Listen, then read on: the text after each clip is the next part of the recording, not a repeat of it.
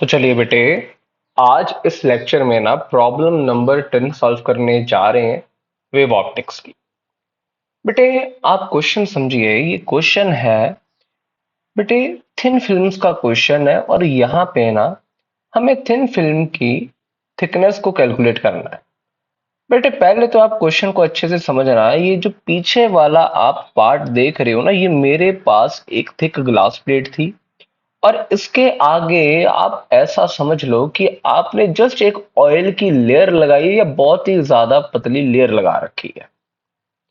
Question आता है कि इस पूरे के पूरे अरेंजमेंट पे ना 5500 एंगस्ट्रॉम की कोई रेडिएशन फॉल कर रही है और जैसे ही वो इस पूरे ग्लास प्लेट के मिडल से रिफ्लेक्ट करेगी ना, तो वहां से रिफ्लेक्शन पे हमें कोई भी रंग ना दिखे, यानी कि क्या दिखा है देखिए, find least coating thickness that eliminates the reflection at the middle of visible spectrum.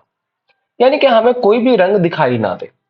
बेटे, मैं मान के चलता हूं आप बेसिक कंसेप्ट क्लियर करके बैठे हो, फिर भी मैं एक आइडिया देता हूं। मान लो सड़क पे कोई तेल गिरा हुआ है या सड़क पे कोई पेट्रोल गिरा है, तो वहां पे रंग दिखने लगते हैं हम सभी को। अब कोई बूंद है या कह लीजिए कोई ऑयल फिल्म है, ऑयल फिल्म की थिकनेस बहुत ही कम होती है, तो उसको देखते हैं ना तो कुछ डिफरेंट डिफरेंट कलर्स दिखाई देते हैं। अब वो कलर्स ना दिखाई दें, यहाँ पे एक फिल्म लगी हुई है, ये वाली जो आप देख पा रहे हो। इन्होंने बोला बीच वाले पार्ट में, या लिखा हुआ है ना मिडल पार्ट में, तो हम क्या करते हैं, लेटर्स से इन्होंने एक और खास बात दी है, assume near normal incidence. Later से एक रे बेटे चल के ना मिडल वाले पार्ट में जा रही है, ये ऐसे जाई। अब लेटर से यहाँ पे मैं अगर नॉर्मल ड्रॉ करूं, दिस एंगल इज थीटा, और थीटा बहुत ही ज्यादा छोटा नियर नॉर्मल इंसिडेंस है।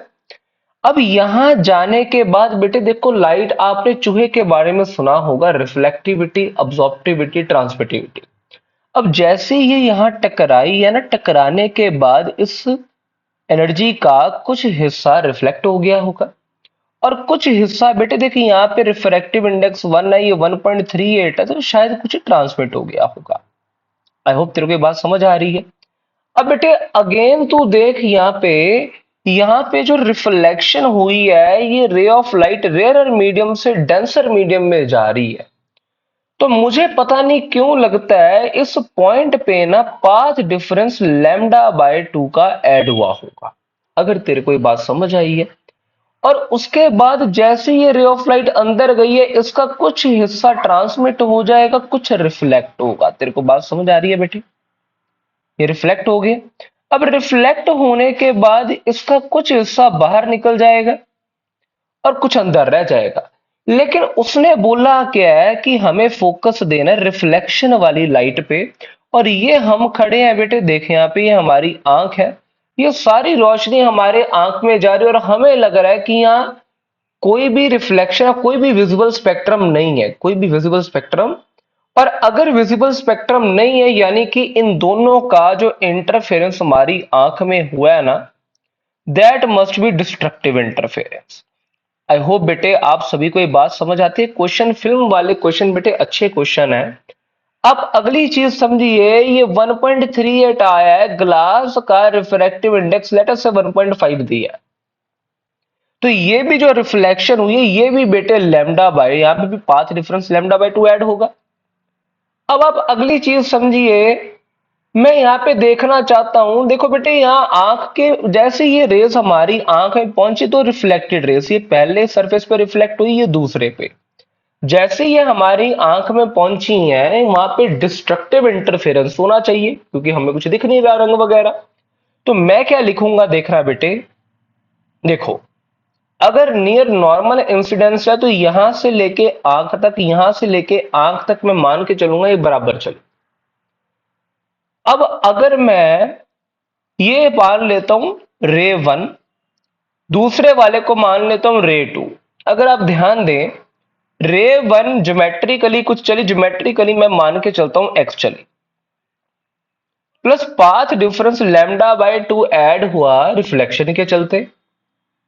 और अगर मैं रे 2 की बात करूं, रे 2 के लिए क्या लिखूंगा देखना बेटे, ये तो पहले तो सीधा ये ट्रांसमिट हो गई, और क्योंकि मीडियम के अंदर चली टी, तो वैक्यूम में कितनी चलती? हाँ, 2 टाइम्स म्यू टी। प्लस क्योंकि रिफ्लेक्शन हुई है डेंसर मीडियम पे, प्लस λ/2 भी आता। और अगर बेटे पाथ डिफरेंस देखो ना, शायद आप चेक करो, ये निकल के आता। अच्छा, एक चीज और, ये बाहर बाहर एक्स भी तो चली थी ना, और अब पाथ डिफरेंस देखे तो ये कितना आएगा? 2 टाइम्स म्यू टी। देखो बाकी सारा टर्म कट जाएगा। और क्योंकि डिस्ट्रक्टिव इंटरफेरेंस हुआ है, मैं लिख देता हूं this must be equals to odd λ/2। I hope तेरे को ये बात समझ आ रही है बेटे। अब बेटे यहाँ पे थिकनेस निकाल ली जाए, ये आएगी 2n-1 lambda divided by 4 mu. बेटे उन्होंने minimum least value of thickness पूछी है। लीस्ट कब होगी? जब n की वैल्यू मिनिमम हो, और n मिनिमम कितना आएगा? 1। तू समझ रहा है ना बेटे?